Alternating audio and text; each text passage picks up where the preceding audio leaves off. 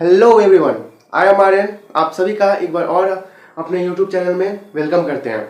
तो आप लोग जान रहे हैं कि हम लोग पॉलिटिकल साइंस का सीरीज चल रहा है हमारे चैनल पे, और 2 क्लास इसका हो चुका है। ठीक है, यानी पॉलिटिकल साइंस का जो इम्पोर्टेंट सीरीज चल रहा है क्वेश्चन का, उसका 2 क्लास हो चुका है और 2 क्लास में आपको 15 क्वेश्चन टोटल अभी तक हुए हैं। ठीक है, अब हम चलेंगे आज का तीसरा सेशन में। ठीक है, यानी हम पॉलिटिकल साइंस का जो क्वेश्चन सीरीज चल रहा है उसका तीसरा क्लास आज हम करने वाले हैं, और यह भी क्लास और अच्छा से होगा क्योंकि इसमें भी जितना क्वेश्चन है वो आपको इम्पोर्टेंट है। ठीक है, और याद रखिएगा कि जो सेकेंड क्लास था उसका क्वेश्चन सब जो आपको जिस हिसाब से आपको बताया गया था उसमें आपको पॉलिटिकल साइंस का जितना बोर्ड का एग्जाम होगा उसके अलावा अदर भी एग्जामिनेशन जितना भी होगा उसमें भी आपको बहुत ही हेल्प करेगा सेकेंड क्लास। ठीक है, तो इसलिए कहते हैं इंपॉर्टेंट जो क्वेश्चन सीरीज का पॉलिटिकल साइंस का क्लास चल रहा है उसका आप लोग सेकेंड क्लास को एकदम अच्छा से देखिएगा क्योंकि वह बहुत ही इंपॉर्टेंट, उसमें सारा का सारा क्वेश्चन था, 10 क्वेश्चन था,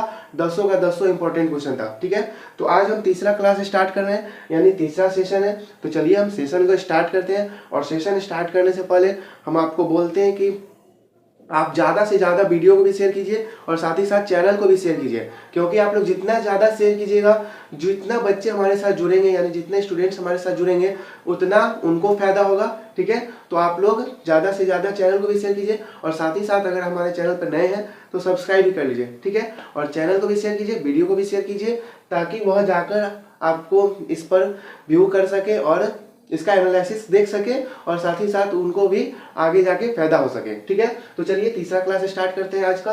तो आज का जो तीसरा क्लास था, हम आपको फर्स्ट और सेकेंड मिला के अभी तक 15 क्वेश्चन हुए हैं, तो हम अब चलेंगे 16 नंबर पे, यानी 16वां प्रश्न पे चलेंगे। तो देखिए हमारा 16वां प्रश्न क्या कर रहा है, संविधान निर्माण करने में संविधान सभा को कितना समय लगा। ठीक है, यहाँ पे क्वेश्चन क्या है, संविधान निर्माण करने में संविधान सभा को कितना समय लगा। ऑप्शन देखिए, 2 वर्ष है, 3 वर्ष है, 4 वर्ष है, 2 वर्ष 11 माह 18 दिन है। ठीक है, यहाँ पे 2 वर्ष है, 3 वर्ष है, 4 वर्ष है, 2 वर्ष 11 माह 18 दिन है। क्वेश्चन कर रहा है संविधान निर्माण करने में संविधान सभा को कितना समय लगा, यानी जो संविधान निर्माण हुआ है हमारे देश का, जो अभी कॉन्स्टिट्यूशन यानी संविधान है, उसको निर्माण करने में संविधान सभा जो बैठकें करती थी उस बैठक को मिलाकर आपको कितना समय लगा कि संविधान पूर्णतः निर्माण होकर और हमारे बीच आ सका।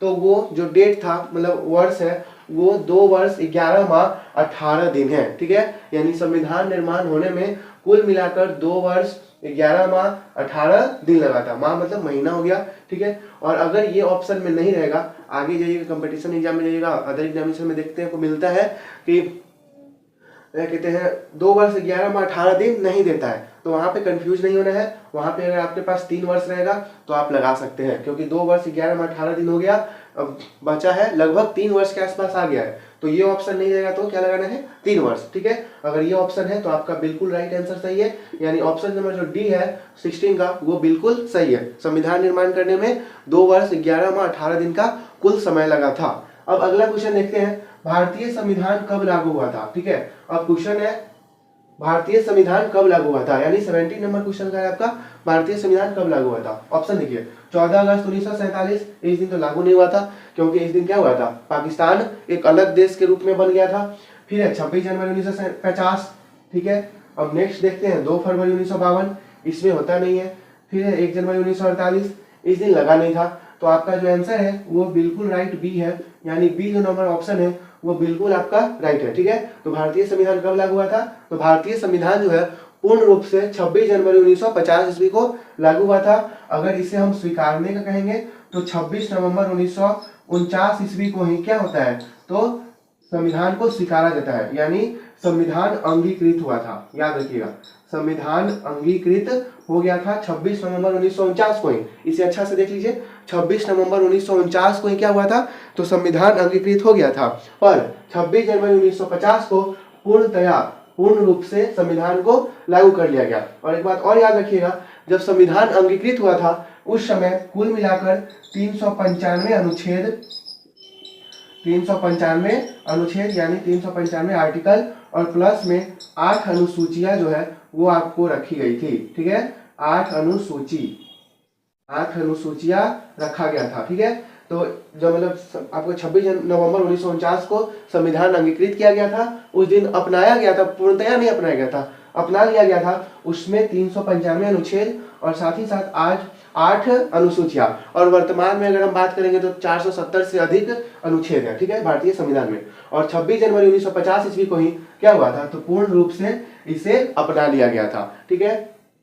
तो आप इस दोनों प्रश्न को समझ गए होंगे अच्छा से, इस दोनों को अच्छा से क्लियर कर लीजिए। अब देख लीजिए यहाँ पे एक बात और आ जाता है, उसको भी हम क्लियर कर देते हैं। 14 अगस्त को क्या हुआ था, तो 14 अगस्त को भारत मतलब आपको पाकिस्तान अलग हुआ था, ठीक है, पाकिस्तान अलग हुआ था, पाकिस्तान एक नया देश के रूप में अलग हुआ था। यानी 14 अगस्त को ही भारत और पाकिस्तान जो है वो आपको एक नया देश के रूप में पाकिस्तान उभरा था 14 अगस्त को, और 15 अगस्त को भारत स्वतंत्र हुआ था। तो इसे याद कर लीजिए और अच्छे से इसको एनालिसिस कर दिए हैं, इसको आप लोग नोट कर लीजिएगा और अच्छा से देखिएगा, ठीक है।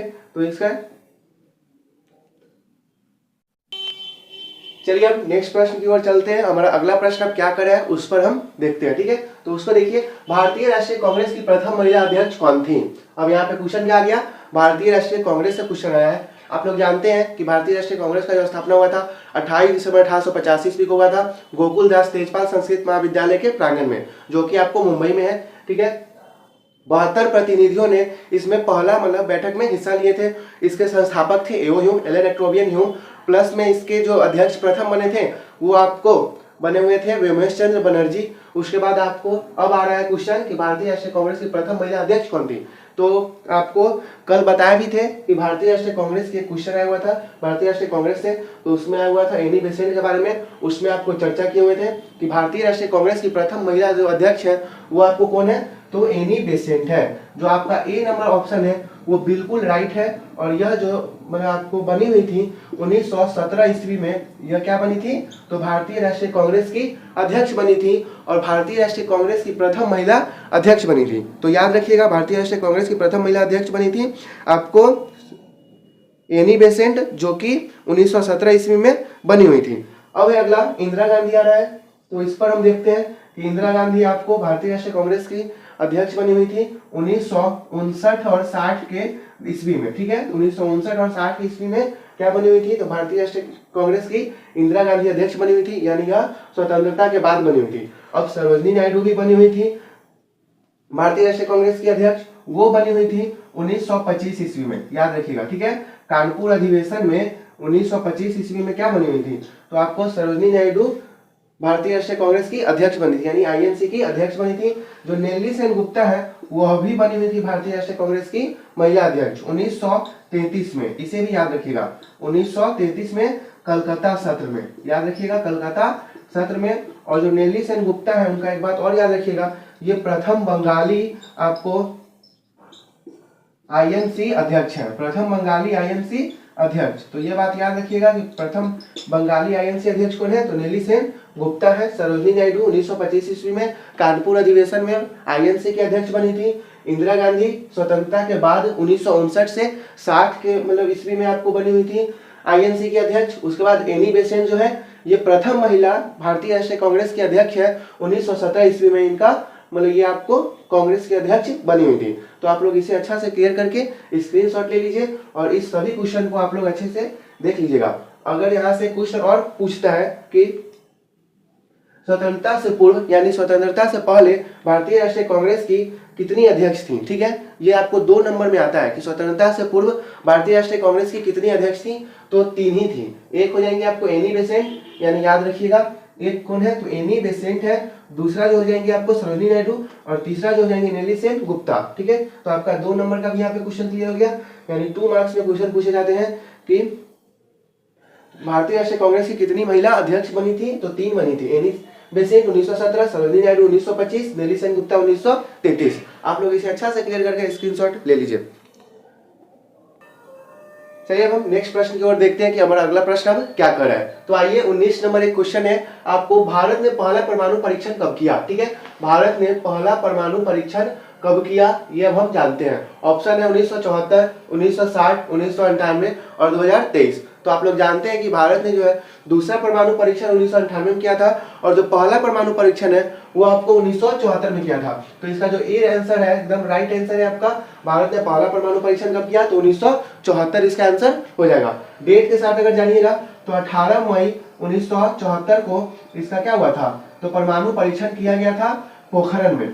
ठीक है, पोखरण में 1974 में 18 मई 1974 को पहला परमाणु परीक्षण किया गया था। उसके बाद अगर 1998 में जानिएगा तो ये आपको 11 मई 1998 को 11 मई 1998 को आपको पोखरण में ही इसका क्या हुआ था, तो परमाणु परीक्षण हुआ था दूसरा भी। याद रखिएगा पहला परमाणु परीक्षण कहाँ हुआ था, तो आपको पोखरण में। दूसरा परमाणु परीक्षण कहाँ हुआ था, वो भी पोखरण में ही हुआ था। पहला परमाणु परीक्षण कब हुआ था, 1974 यानी 18 मई 1974 ईस्वी को हुआ था। दूसरा परमाणु परीक्षण कब हुआ था, 11 मई, यहाँ पे 11 और 13 मई दोनों देता है, तो याद रखिएगा 11-13 मई 1998 को। ठीक है, पोखरण में ही। 1974 में जो प्रधानमंत्री थी उनका नाम है श्रीमती इंदिरा गांधी, यानी याद रखिएगा इंदिरा गांधी क्या है, तो 1974 में आपको प्रधानमंत्री थी। यहाँ पे एक लिख देते हैं, 1974 में इंदिरा गांधी क्या थी, तो प्रधानमंत्री थी। यानी जब पहला परमाणु परीक्षण हुआ था तो इंदिरा गांधी थी आपको प्रधानमंत्री, और वहीं पे 1998 में जब आपको दूसरा परमाणु परीक्षण हुआ था उस समय अटल बिहारी वाजपेयी जी थे आपको प्रधानमंत्री। अटल बिहारी वाजपेयी जी, याद रखिएगा वाजपेयी। ठीक है, तो अटल बिहारी वाजपेयी जी थे आपको 1998 में यानी दूसरा परमाणु परीक्षण में। उसके बाद पहला परमाणु परीक्षण 1974 में हुआ था, उस समय 18 मई 1974 को हुआ था पोखरण में। तो उस समय श्रीमती इंदिरा गांधी प्रधानमंत्री के पद पर थी और 1998 में अटल बिहारी वाजपेयी जी थे। ठीक है, अब नेक्स्ट क्वेश्चन की ओर चलते हैं। भारत में वित्तीय वर्ष क्या होता है, ठीक है, यानी 20वां नंबर क्वेश्चन है हमारा।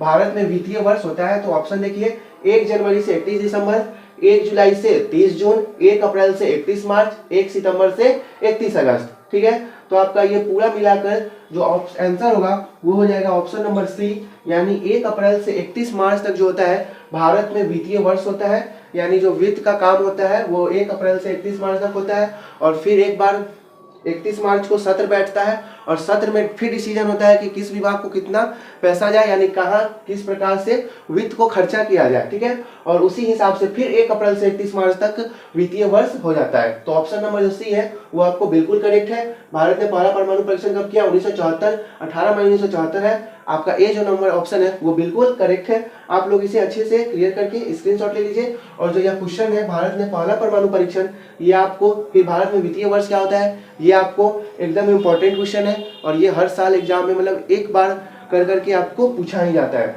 तो आप लोग इसे अच्छा से देख लीजिए। नेक्स्ट क्वेश्चन देखेंगे, यानी अब हम अगला प्रश्न की ओर चलते हैं। यहाँ तक हमारा क्लियर हो गया, यानी 20 नंबर तक क्लियर है। अब हम 21 नंबर पे चलते हैं और देखते हैं हमारा अगला प्रश्न अब क्या कर रहा है। ठीक है, तो नेहरू के निधन बाद उसका राजनीतिक उत्तराधिकारी कौन बना, यानी उस यहाँ पे नेहरू के जब निधन हुआ यानी 27 मई 1964 को क्या होता है, आपको पंडित नेहरू का निधन हो जाता है हार्ट अटैक के कारण। उसके बाद जो कांग्रेस पार्टी है उसका अगला प्रधानमंत्री कौन बनता है, तो वही कह रहा है नेहरू के निधन के बाद उसका राजनीतिक उत्तराधिकारी कौन बना। ठीक है, ऑप्शन देखते हैं, इंदिरा गांधी, के कामराज, अटल बिहारी वाजपेयी, लाल बहादुर शास्त्री। जो इसका राइट आंसर होगा वो आपको लाल बहादुर शास्त्री हो जाएगा, यानी जो ऑप्शन नंबर डी है वो आपको बिल्कुल सही है। ठीक है, यानी नेहरू का जब आपको पंडित नेहरू का जब मृत्यु हो गया 27 मई 1964 को, तब उनके उत्तराधिकारी बने थे लाल बहादुर शास्त्री, यानी उसके बाद जो प्रधानमंत्री बने थे लाल बहादुर शास्त्री जी बने हुए थे।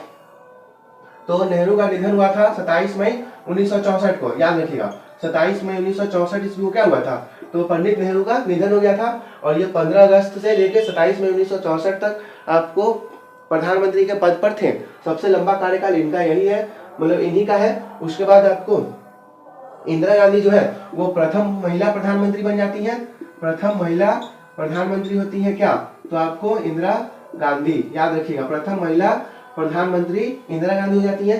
जो के कामराज है वो पार्टी अध्यक्ष होते हैं, यानी कांग्रेस के पार्टी अध्यक्ष होते हैं। पार्टी अध्यक्ष होने के कारण ही यह क्या होते हैं, आपको प्रधानमंत्री का पद त्याग कर देते हैं। यानी प्रधानमंत्री का पद मतलब त्याग करने का मतलब ये ऐसा नहीं कि ये बने हुए थे, नहीं, इनको बनने का ऑफर था, ये बन भी सकते थे क्योंकि पार्टी के अध्यक्ष थे। पार्टी का अध्यक्ष मतलब आपके पास कमान है, आप कुछ भी कर सकते हैं, ठीक है। फिर भी यह इसी कारण नहीं बने थे कि अगर इन पर आरोप आ जाएगा कि अपना मतलब पार्टी के अध्यक्ष है इसलिए यही प्रधानमंत्री के रूप में चयन हो गया, तो ऐसा ठीक कामराज नहीं किए हुए थे, ठीक है। अटल बिहारी वाजपेयी ये आपको कांग्रेस के मतलब गैर कांग्रेसी प्रधानमंत्री थे, ठीक है। गैर कांग्रेसी प्रधानमंत्री और पहले गैर कांग्रेसी प्रधानमंत्री ऐसे हुए आपको अटल बिहारी वाजपेयी जो 5 सालों का कार्यकाल जो है वो पूरा किए हुए थे। 1998 में इनका 1998 में प्रधानमंत्री के पद पर गए और 2004 ईस्वी तक यह प्रधानमंत्री बने रहे थे, ठीक है। तो प्रथम गैर कांग्रेसी प्रधानमंत्री थे अटल बिहारी वाजपेयी जी, जो आपको 5 सालों का कार्यकाल क्या हुआ तो एक मतलब कार्यकाल के लिए निर्वाचित हुए थे। लाल बहादुर शास्त्री ये आपको कांग्रेस मतलब पंडित नेहरू के निधन के बाद लाल बहादुर शास्त्री बने हुए थे प्रधानमंत्री, और इनका जो निधन होता है वो आपको 1966 में हो जाता है, ठीक है। 1966 में इनका निधन हो जाता है। ये ताशकंद समझौता के कारण होता है, यानी भारत और पाकिस्तान के बीच में युद्ध होता है, उसके बाद ताशकंद समझौता होता है कोसोजिन के कहने पर, तो ये लोग जाते हैं तो वहीं पर लाल बहादुर शास्त्री जी का 1966 में क्या हो जाता है, निधन हो जाता है। तो आप लोग अच्छे से इसको देख लीजिए और क्लियर कर स्क्रीनशॉट ले लीजिए। चलिए अब हम नेक्स्ट क्वेश्चन की ओर चलते हैं। अगला क्वेश्चन हमारा क्या कर रहा है, 22 नंबर देखिएगा, विश्व मानवाधिकार दिवस कब मनाया जाता है, यानी विश्व मानवाधिकार दिवस हम कब मनाते हैं। तो ऑप्शन देखिए, 26 जनवरी है, नहीं मनाते हैं क्योंकि गणतंत्र दिवस इस दिन मनाते हैं। 15 अगस्त स्वतंत्रता दिवस मनाते हैं, तो ये भी नहीं मनाते हैं, इस दिन भी नहीं। 1 मई आ गया तो 1 मई को भी नहीं मनाते हैं क्योंकि इस दिन अंतर्राष्ट्रीय मजदूर दिवस मनाया जाता है। 10 दिसंबर को जो है हम विश्व मानवाधिकार दिवस मनाते हैं, ठीक है। तो याद रखिएगा 10 दिसंबर को क्या मनाया जाता है, विश्व मानवाधिकार दिवस। और यह क्वेश्चन जो है 10 दिसंबर यानी विश्व मानवाधिकार दिवस, यह क्वेश्चन आपको पॉलिटिकल में भी आता है, ठीक है, पॉलिटिकल साइंस में भी आता है, प्लस में आपको ज्योग्राफी में भी आता है, ठीक है। तो ये 2 क्वेश्चन के आंसर हो गए, 2 सब्जेक्ट के यहाँ पे क्वेश्चन आ गया, एक ज्योग्राफी का भी एक पॉलिटिकल साइंस का भी। ज्योग्राफी से भी रिलेटेड है क्योंकि यहाँ पे मानवाधिकार के बारे में बात कर रहा है, ठीक है।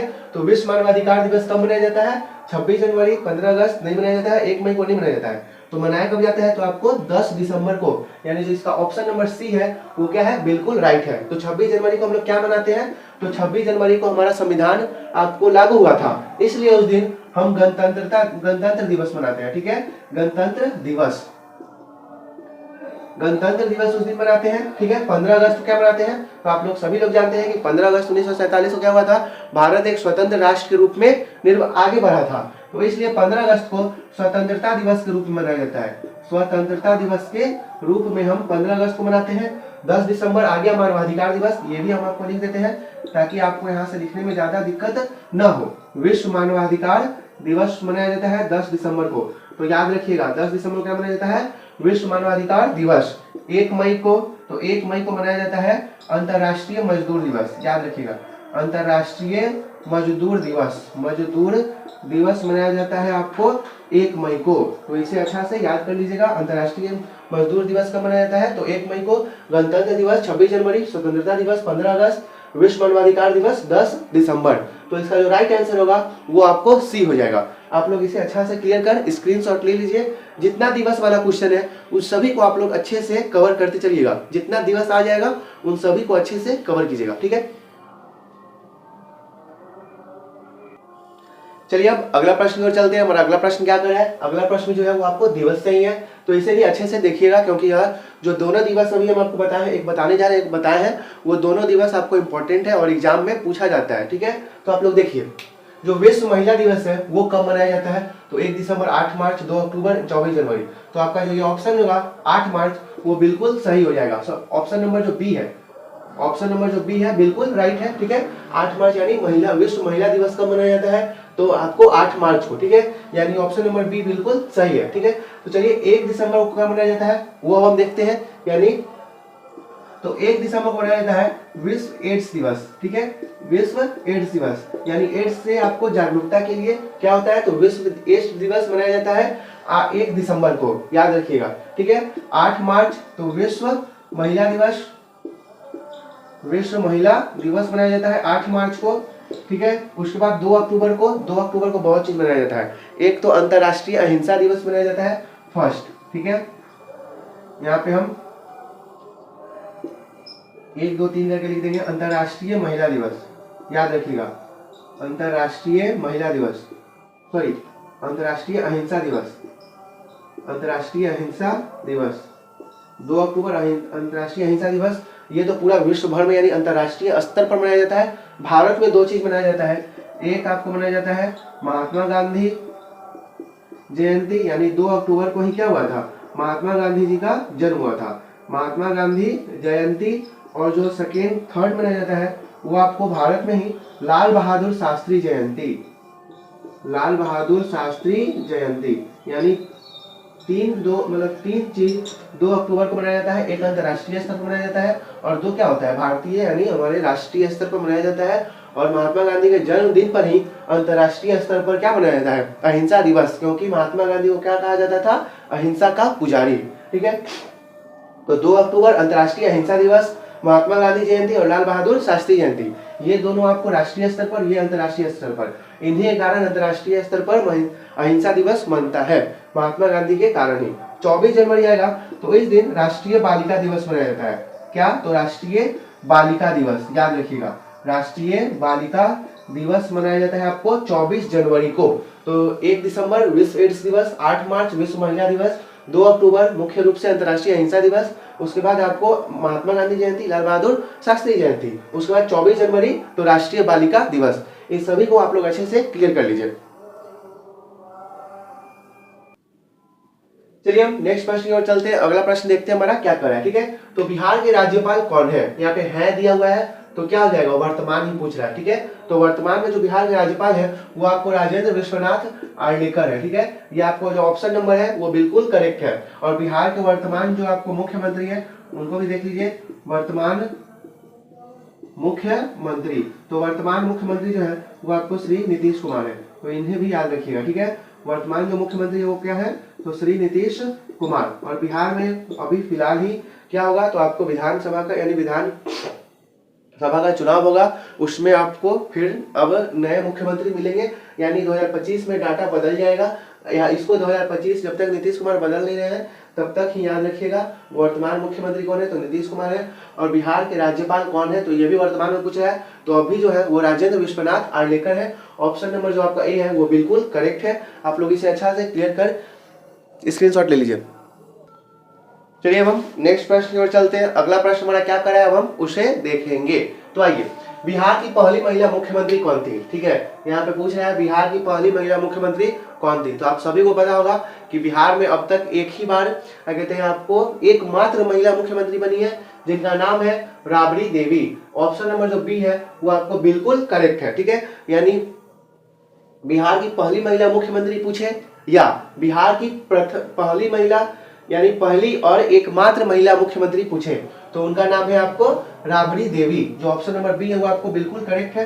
तो सुचेता कृपलानी कौन है, सरोजिनी नायडू कौन है, राजकुमारी अमृता कौर कौन है, ये सभी के बारे में आपको क्लियर कर देते हैं। तो सुचेता कृपलानी प्रथम महिला मुख्यमंत्री थी, प्रथम महिला मुख्यमंत्री यानी भारत की प्रथम महिला मुख्यमंत्री, और वह आपको यूपी की थी। ठीक है, यानी उत्तर प्रदेश में, यानी पूरे भारत में पहली बार महिला मुख्यमंत्री कौन बनी थी, तो उनका नाम था सुचेता कृपलानी। यहाँ पे वही है, प्रथम महिला मुख्यमंत्री उत्तर प्रदेश की। ठीक है, राबड़ी देवी आपको प्रथम महिला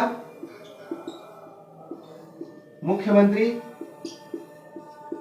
ये भी आपको प्रथम महिला मुख्यमंत्री है तो बिहार की, तो ये आपको पहली बार नहीं बनी थी, यानी पूरे भारत में पहली बार नहीं बनी थी।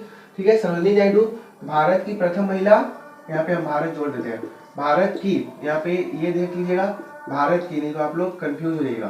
ठीक है, भारत की प्रथम महिला मुख्यमंत्री उत्तर प्रदेश की बनी थी, और भारत की प्रथम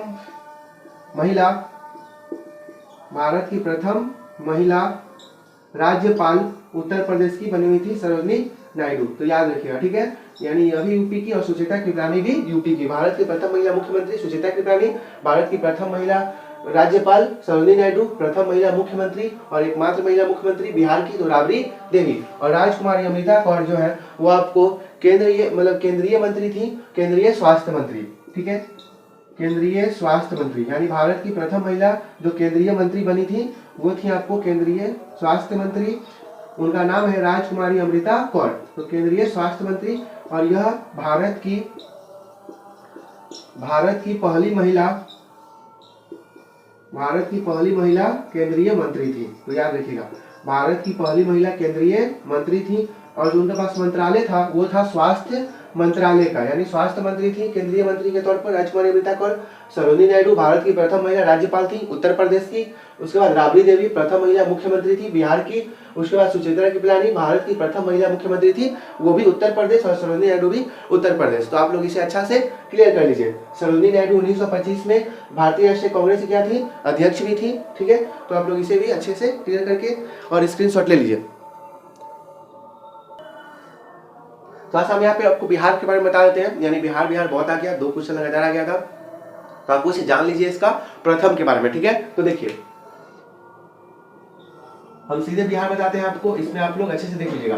पहला नंबर था प्रथम, यहाँ पे बिहार ही है, तो आप लोग अच्छे से देखिएगा, हम यहाँ पे बिहार नहीं लिखेंगे। ठीक है, प्रथम मुख्यमंत्री किसके, तो बिहार के प्रथम मुख्यमंत्री, तो उनका नाम है डॉक्टर श्री कृष्ण सिंह। याद रखिएगा, डॉक्टर श्री कृष्ण सिंह क्या है, तो बिहार के प्रथम मुख्यमंत्री है डॉक्टर श्री कृष्ण सिंह। ठीक है, सेकेंड नंबर पे देखेंगे प्रथम उप मुख्यमंत्री, बिहार के प्रथम उप मुख्यमंत्री, तो उनका नाम था डॉक्टर अनुग्रह नारायण सिंह है क्या, तो बिहार के प्रथम मुख्यमंत्री मतलब उप मुख्यमंत्री। तीसरा है प्रथम राज्यपाल, तो प्रथम जो राज्यपाल है उनका नाम है श्री जयराम दास दौलत राम, उनका है वो है आपको बिहार के प्रथम राज्यपाल श्री जयराम दास दौलत राम। तो याद रखिएगा, श्री जयराम दास दौलत राम क्या है, तो बिहार के प्रथम राज्यपाल है। प्रथम महिला मुख्यमंत्री, बिहार की प्रथम महिला मुख्यमंत्री, तो उनका नाम है श्रीमती राबड़ी देवी, वो क्या है, तो बिहार की प्रथम महिला मुख्यमंत्री है। वर्तमान में भी हम 2 चीज जान लेते हैं। वर्तमान मुख्यमंत्री,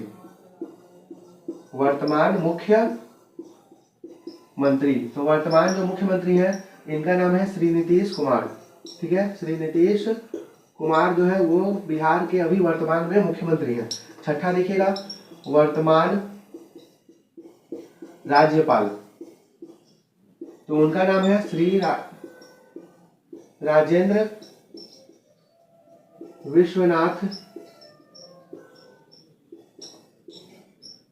विश्वनाथ आर्लेकर।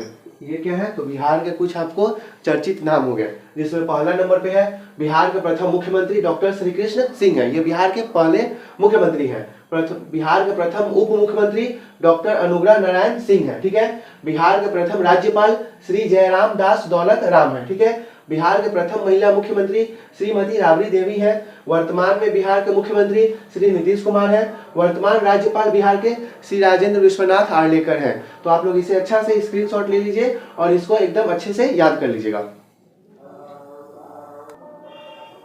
चलिए अब नेक्स्ट क्वेश्चन की ओर बढ़ते हैं और देखते हैं हमारा अगला क्वेश्चन क्या कर रहा है। भारत के प्रथम आदिवासी राष्ट्रपति बने हैं, यानी जो भारत के प्रथम आदिवासी राष्ट्रपति हैं वो आपको कौन है, यही आपसे क्वेश्चन पूछ रहा है। पहला ऑप्शन है प्रतिभा पाटिल, दूसरा ऑप्शन है द्रौपदी मुर्मू, तीसरा ऑप्शन है ज्योतिबा फुले और चौथा जो ऑप्शन है वो है आपको नीलम मुंडा। तो इसका जो राइट आंसर होगा आप लोग भी जानते हैं कि द्रौपदी मुर्मू हो जाएगा, यानी जो राइट आंसर बी होगा वो आपको बिल्कुल सही हो जाएगा, बी ऑप्शन। ठीक है, भारत के प्रथम आदिवासी राष्ट्रपति कौन बने हैं, तो द्रौपदी मुर्मू भारत के प्रथम आदिवासी राष्ट्रपति और भारत की द्वितीय महिला आपको राष्ट्रपति बनी है। तो भारत की प्रथम महिला राष्ट्रपति कौन थी, तो आपको प्रतिभा देवी सिंह पाटिल। तो प्रथम महिला राष्ट्रपति कौन थी, तो आपको प्रतिभा देवी सिंह पाटिल थी प्रथम महिला राष्ट्रपति। याद रखिएगा, प्रतिभा देवी सिंह पाटिल की प्रथम महिला राष्ट्रपति। द्रौपदी मुर्मू जो है वो आपको प्रथम द्वितीय राष्ट्रपति, द्वितीय महिला राष्ट्रपति बनी है। ठीक है, याद रखिएगा, द्वितीय महिला राष्ट्रपति बनी है। उसके बाद इसे और इनका याद रखिएगा कि प्रथम आदिवासी राष्ट्रपति है, प्रथम आदिवासी राष्ट्रपति है। उसके बाद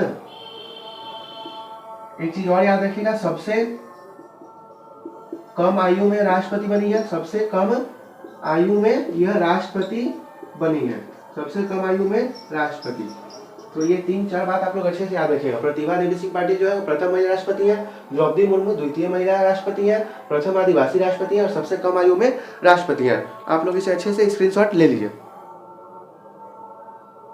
तो आप लोग इसका स्क्रीनशॉट ले लिए होइएगा और आज के जो वीडियो है हमारा यहीं तक समाप्त रहता है, ठीक है। यानी जो आज का सेशन है वो हमारा यहीं पे समाप्त हुआ। आज जो हमने पढ़ा है वो आपको इसका तीसरा क्लास पढ़ा है, ठीक है। जो पॉलिटिकल साइंस है उसका पार्ट 3 हम आज क्लियर किए हैं, ठीक है। इसमें आपको टोटल मिलाकर 3 पार्ट मिलाकर 26 क्वेश्चन टोटल हुए हैं, ठीक है।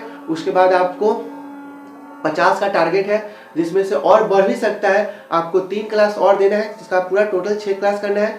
6 क्लास में जितना क्वेश्चन हो सकेगा हम करेंगे, ठीक है। तो आप लोग इसे अच्छा से क्लियर कर लीजिएगा और आज का भी क्लास अच्छे से देखिएगा। और याद रहे कि जो तीनों क्लास हुआ है वो आपके बोर्ड के दृष्टि से बहुत ही इंपॉर्टेंट है, पर जो सेकेंड क्लास हुआ है वो आपको अदर मतलब एग्जामिनेशन की दृष्टि से भी बहुत ही महत्वपूर्ण क्लास है। तो आप लोग इसे अच्छे से क्लियर कर लीजिएगा आज के क्लास को। और डरना नहीं है, पॉलिटिकल साइंस है, एकदम आराम से पढ़िए। दिक्कत हो फिर संपर्क कीजिए, ठीक है। तो चलिए तब तक के लिए बाय एंड टेक केयर। स्वास्थ्य का भी ख्याल रखना है, ठीक है। पढ़ना भी है, स्वास्थ्य का भी ख्याल रखना है, ठीक है। Take care.